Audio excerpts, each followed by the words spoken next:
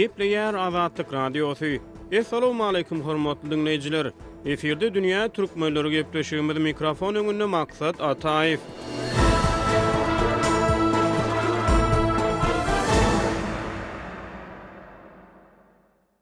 Milyonlarca türkmen daşary ýurtlarda ýaşaýar. Olaryň hataryny öňden bäri Awganystan, Iran ýaly goňşy ýurtlaryň Türkmenistan serhedine goly ýara çäkde ýaşaýan milyonlarça türkmen bar. Galybertide garaşsyzlyk ýyllaryna da epesli Türkmenistanly ykdysady, syýasy ýa-da beýleki sebäpleri bilen ýurdun daşyna çykyp daşary ýurtlarda mesken tutdy. Olaryň bala çagalary daşary ýurtlarda dünýä inni. Sosial media maglumatlarynyň ma'lum bolşuna görä daşary ýurtlara ornaşan Türkmenistanly maşgalalar öz ýaş çagalarynyň türkmen medeniýetinden, türkmen halk döredijiliginden habarly ýetişmekleriniň tarapdary. Ýöne bu ugurda olaryň sözlerinden ma'lum bolşuna görä käbir kynçylyklar bar. Meselem olaryň käbileri türkmen halk ertekleriniň online ýa-da offline görnüşde özlerine el ýetersizliginden şikaýet edýär. Dünýä türkmenleri, türkmen halk ertekleri olaryň many mazmuny el ýeterligi, olaryň täsir güýji barada gurrun edýär. Gepleşigimizde Pragadan türkmen ýazgysy we synçy Hudaýberdi Hally gatnaşdy. Hudaýberde ma'lum bolşýaly ertekler çağalaryň hyýal dünýäleriniň giňligine, olaryň sagdyn kemale gelmegine içkin täsir ýetirýär. Ýöne sosial media maglumatlarynyň ma'lum bolşuna görä daşary ýurtlarda ýaşaýan ýaş türkmen maşgalary türkmen ertekleriniň online görnüşde köpçülige ýetirilmeýändigini aýdýarlar. Bu gepleşigimizde türkmen ertekleri barada gurrun edýäris. Siz ýazyjy we synçy hökmünde bize türkmen halk ertekleriniň geçen ýoly barada ilki gurrun beripler misiniz? Sowet ýyllaryndan ozal hem türkmenler çağalaryny ertek aýdyp berýärdi. Sowet ýyllaryny erteklere belli bir derejede syýasy ideologiýanyň goşulynyň aýdanlar boldy. Garaşsyzlyk ýyllaryna göze ilerlik ertekler okuyjulary yetirildi. Şular barada umum gurrun berseňiz, soňra biz türkmen ertekleriniň mazmuny barada gurruňa dowam ederiz. Bular ilki bilen aýtmaly zat erteki gatyr zamanlardan bolupdyr. Sebäbi edebiýatyň düýbi ertekiden ýagny rowayatdan başlanyp gaýdýa, şu edebiýatyň düýp başy bolup durýar. Şoň bilen birlikde de türkmenleriň öz milli ertekleri bar, milli häsiýetli. Olar ýaşap gelipdirler. Rewolýusiýadan öň. Soňky ýyllarda aýratynam Türkmenistan Respublika bolandan soň şol halk döredijiligi toplanypdyr. Halk dörejiliginiň beýleki urlary bilen birlikde erteklerim toplanypdyr, jemlenipdir. Aýratyn kitap bolup başlapdyr. Şu uğurda, soňky döwürde aýratynam geçen 20-nji asyryň 1-nji ýarymyna köp işleriň edilendigini aýtmak gerek. Şu döwürlerde de türkmen ertekler çykýardy. Olar gaty umut satyn alynýardy bir magazyna, ýagny kitap dükanlaryna halk döredijliginiň satylman duranyny men göremok. Ol hemişe geçýärdi. Ýöne beýleki respublikalar bilen deňeşdireninde Türkmenistan mydama bir neme ýa barly, bir ediläýmeli işlerem edilmedi. 60-njy ýyllarda türkmen ertekleri diýip horjunlar kitaby bar eken. Şol kitaplary Türkmenistanyň belli hudojnygy Izzat Glyçew dedi, gaty umut beregi bardy. Ol belli sunwat işleri şol ertekler üçin köp zähmet siňdiripdir. Geçen Sowetler döwründe ertekleri toplamak barada gaty köp işler edilse de ol büyüklüligine, halk köpçüligine yetirilmedi. Dine bölüklüğün yetirildi. Garaşsyzlyk ýyllaryna çap edilen erteklerden 2008-nji ýylda Mawtumul adyna Dil we Edebiýat Instituty tarapyndan çapa taýýarlanan bir ertekler kitaby bar Hudaýberde. Türkmen halk ertekleri adlandyrylýar. Ma'lum bolşýaly ertekler esasan çağalara niýetlenýär. Ýöne bu kitapdaky käbir ertekleriň mazmunyna zorluk bar ýa-da ýaş çağalar üçin oňoýsuz temalar bar. Türkmen ertekleriniň mazmuny barada ýazyjy hökmünde siziň pikir garaýşlaryňyzy bilmek dinleýijilerimiz üçin gyzykly bolar. Şu ýerde bir zady bellemek gerek. Çağalara niýetlenen edebiýat toporlara bölünýär. Meselem kiçiler üçin ýa-da mektep ýaşyna ýetmedikleri üçin, kiçi ýaşly mektep okuwçylary üçin hem uly ýaşlylar üçin diýilen toporlara bölünýär. Sebäbi şol topora bölmeseň bolanok edebiýaty olaryň çağa anynyň kabul edişi şeýle. Kiçi ýaşlylar üçin gaty bir sada zatlar gerek. Ondan ular üçin bir aýratyn, uly ýaşlylar üçin has aýratyn, has bir fantaziýa baý bolan, bir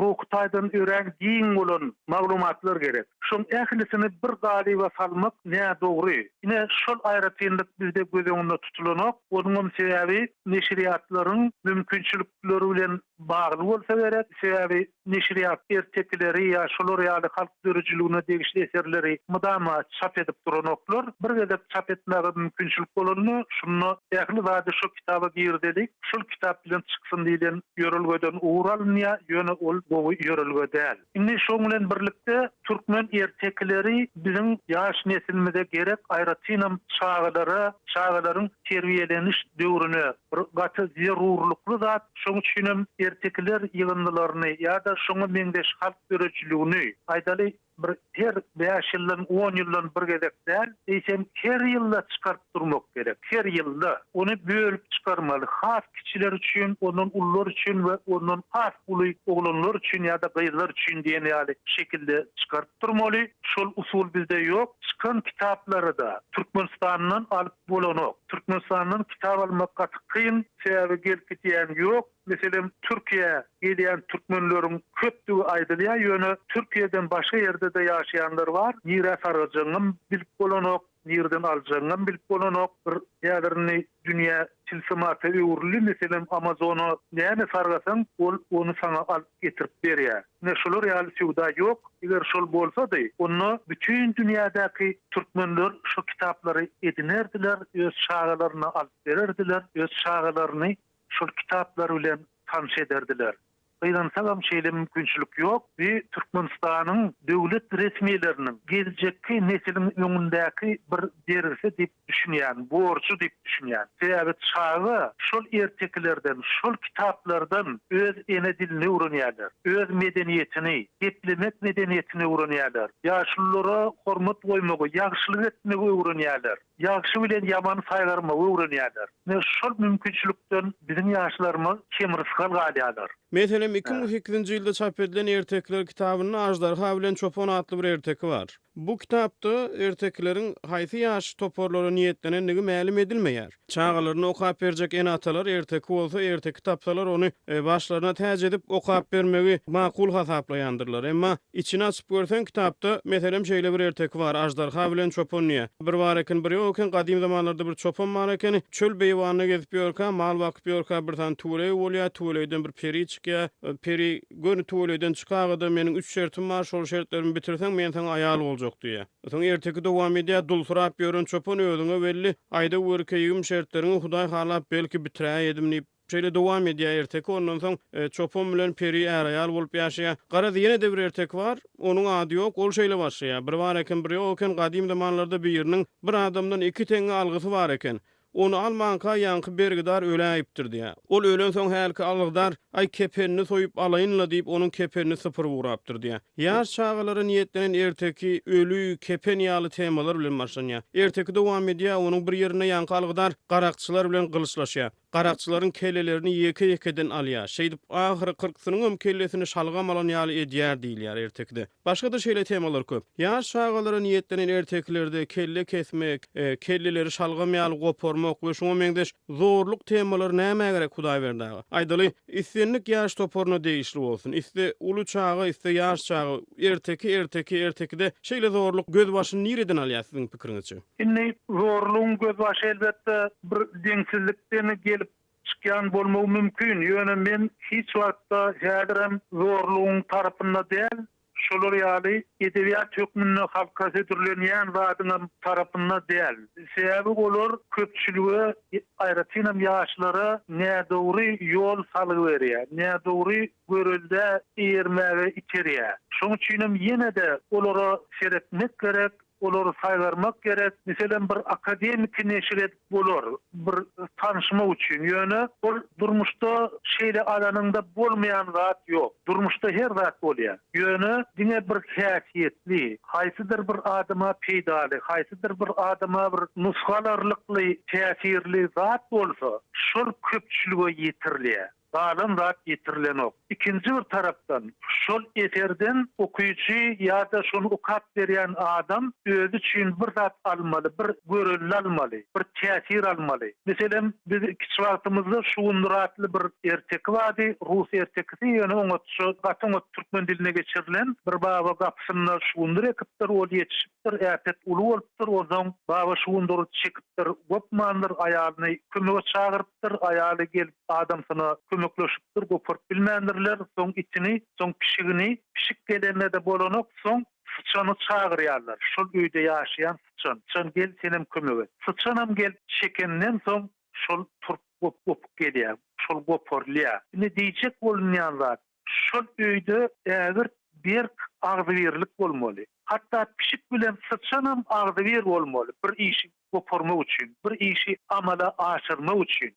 Şoň üçin şol erteki döredilipdir. Şol ertekide şolar ýaly bir güýçlü edep bar, güýçlü täsir bar. Ine halk dörejiligi şolar ýaly güýçe eýe bolmaly. Şol eserleri halk arasyndan faýda almaly, şonuň okuýjylara ýetirmeli. Egerde türkmen dilindäki ertekler ýetmeýän bolsa, onu goňşy halklardan almaly, başga medeniýetlerden almaly. Ýöne şol kitap çağanyň ýüregine ýeterýär bolmaly. Onsoň yeni bir aýratynlyk bar. Köp ýagdaýda ertekleri umuman çağlara ödürlenýän zatlary ulular çağlara okap berýärler. Diýmek şol erteki ulyň göwünden turmaly. Eger uly adamyň göwünden turmasa, şu kitaby çağa okap berjek adamyň göwünden turmasa, ol kitaby öz agtyna ýa-da öz çağasyna okap bermez. Şolar ýaly mesela has düýpli çemeleşmek gerek, has bir saýlap seçip, in goglatlary, hakykatdanam edebiýat bolýan zatlary, edep bolýan zatlary çağlara ýetirmek gerek. Ýene de bir sowra Hudaýberden, türkmen erteklerine baş gahrymanlary barady. Ak, pamuk ýa-da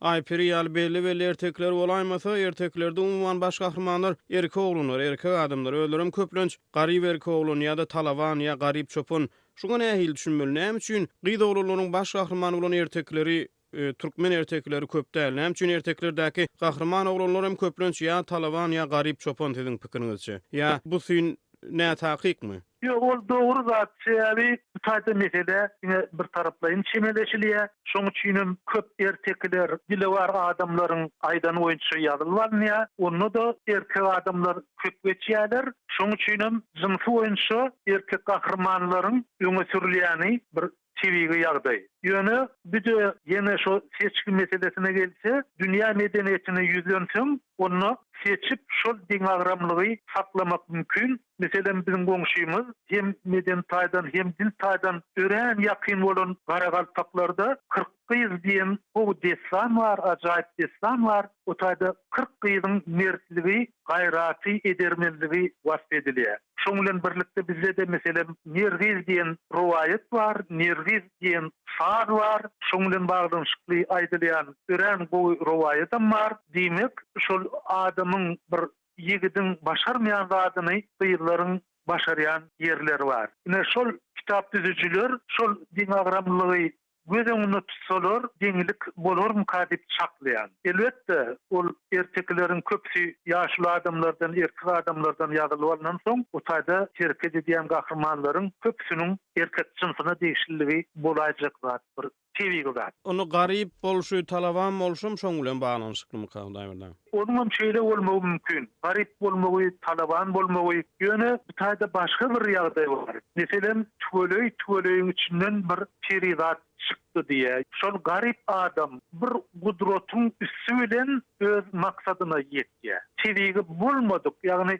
TV-ge güýçden daşary bir adam aňyna gatyr ornap barmayan güýçün üstü bilen şol garyp adam öz maksadyna ýetdi. Ýagny bir durmuşy ýeňilleşdirmegiň bir görnüşi diýip düşünýär. Durmuşdaky meseleni ýeňilleşdirmegiň bir görnüşi diýip. Ýöne hakykatda ol tüwelöýüň içinden çykýan peri ýok. Şonu öz gara zähmetiň bilen garanmaly, öz hyzmatyň bilen garanyp soň ýetmeli. Şolar ýaly bir adama real güýçi öwredýän ertekler meniň pikirimçe has täsirli bolýar. Halk dörejiliğinin özü ummasyz değil. Ol bir durmuşdaky halkyň filosofiýasy, halkyň bir ruhy garaýşy, özüm ol galipa salynmadyk bir garaýş, bir kada getirilmedik garaýş ol. Ol bir halk filosofiýasy, ören din çäkdäki, ona ören düşünjelilik bilen çemeleşmek gerek, onu saýhallamak gerek,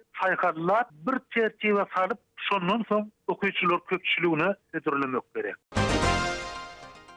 Hormatly dinleýijiler, biz bugünkü 75-ňimizi geçirip gutarýarys. Üns berip dinleýäniňiz üçin köp sag bolun.